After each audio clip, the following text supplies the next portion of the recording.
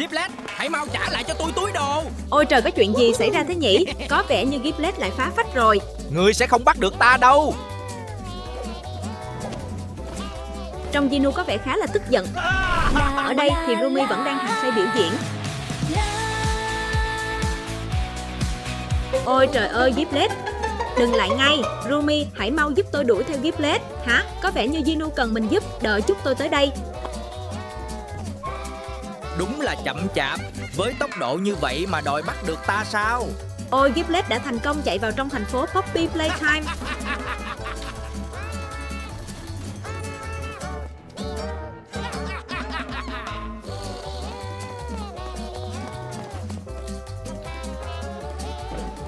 Không hợp lệ. Trời ơi, chúng ta không thể đi tiếp vào thành phố này. Phải làm sao bây giờ? Các cậu hãy hóa thân thành những nhân vật trong thành phố Poppy Playtime để có thể đi vào trong nhé. Được rồi, hãy cùng đi thay đổi một chút nào. Ginu sẽ biến đổi trước nhé. Xem, cậu ấy sẽ hóa thân thành nhân vật nào. Ôi là The Prototype, thật thú vị đúng không? Giờ thì nhanh chóng đi biến đổi nào. Xem tôi mang đến gì thú vị này.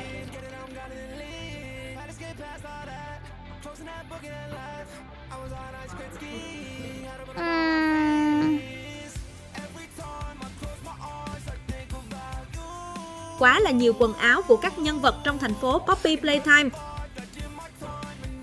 Chiếc mũ này bị mất một nửa sao? Được rồi, giờ quay lại từ đầu nhé. Trước tiên là một đôi giày mới cho Ginu.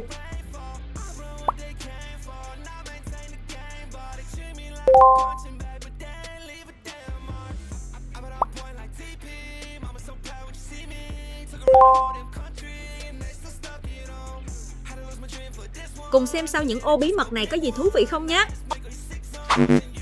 Ôi trời ơi, mọi mớ ô đầu tiên đã không có gì rồi. Thử vận may ở ô tiếp theo nào. Là một đôi găng tay à, đeo luôn vào chợ Ginu chứ Nhi.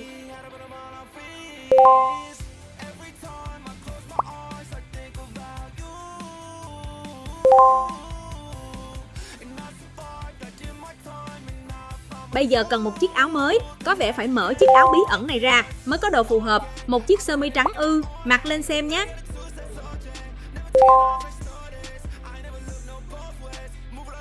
Giờ cần một chiếc quần nữa. Là chiếc quần hồng đáng yêu này. Sao chúng ta phải chuyển sang độ 5 mới đúng. Đây rồi, chính là thứ mà chúng ta cần.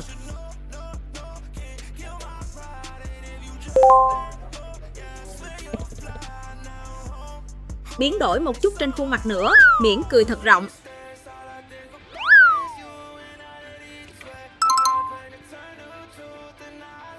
Đến lúc lật mờ nốt những ô bí mật này rồi. Lại là một ô trong à.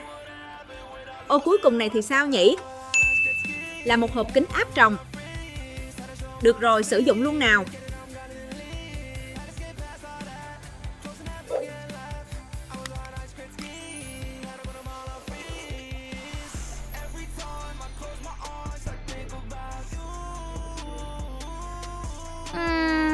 Giờ cần thêm một chiếc áo khoác.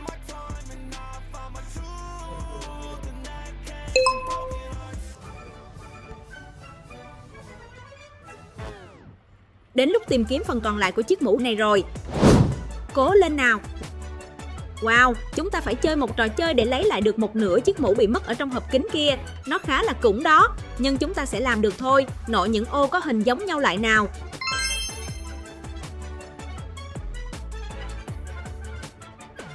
Tôi bắt đầu thấy thứ gì đó dần hiện ra rồi.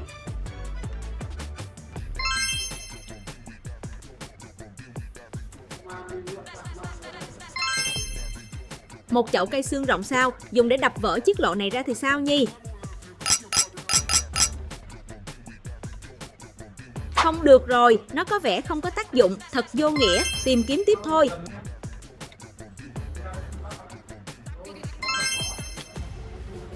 Chúng ta mở được cùng lúc hai món đồ luôn. Thử trước với khúc gỗ này nào, trông nó có vẻ chắc chắn, hy vọng sẽ đặt được vỡ chiếc lỗ. Cũng không được luôn ư, thế thì món đồ cuối này chắc chắn phải thành công. Nó sử dụng như nào nha. Cậy lên như vậy xem sao. Ô, thành công rồi nè, nó đơn giản hơn mình nghĩ. Giờ đem nốt nửa còn lại này về nào.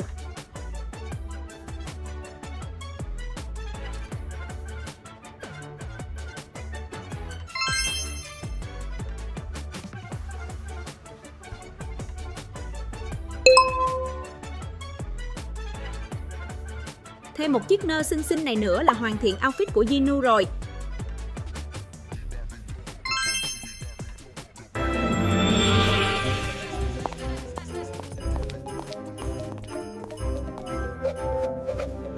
Bình luận cho mình biết đáp án của bạn nhé.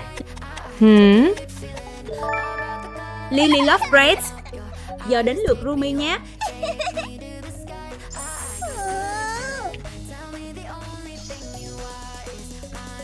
Đôi giày nào sẽ phù hợp Nhi? Mình nghĩ sẽ là đôi màu tím này.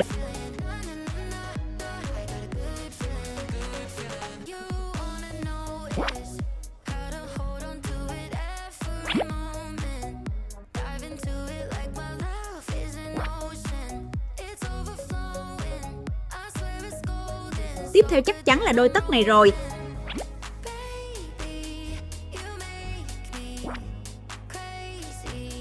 Chắc chắn bây giờ là chiếc áo tím này rồi. Giờ chọn một chiếc váy phù hợp nhé. Chiếc màu xanh này thì sao Nhi? Trông có vẻ nổi bật.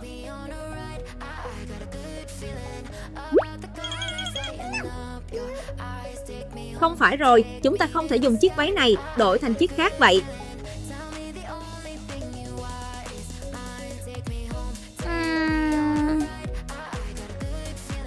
Chiếc này có vẻ đúng rồi đó.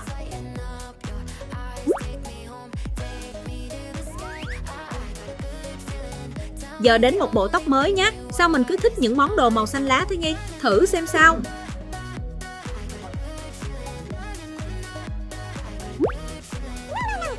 Không được rồi, đúng là không phải mình thích là được.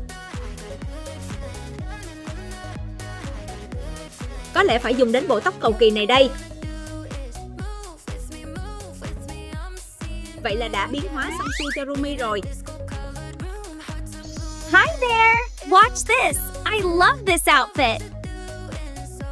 Ta-da! What do you think? Các bạn thấy sự thay đổi của chúng mình như thế nào?